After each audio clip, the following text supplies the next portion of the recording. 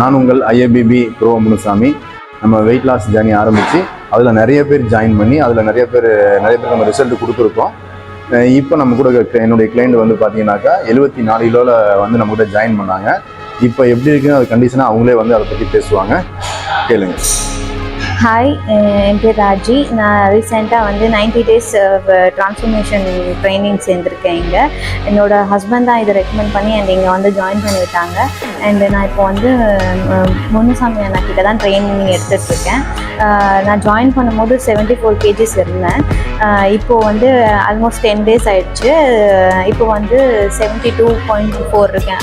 That is 1.6 kg நான் loss பண்ணியிருக்கேன்.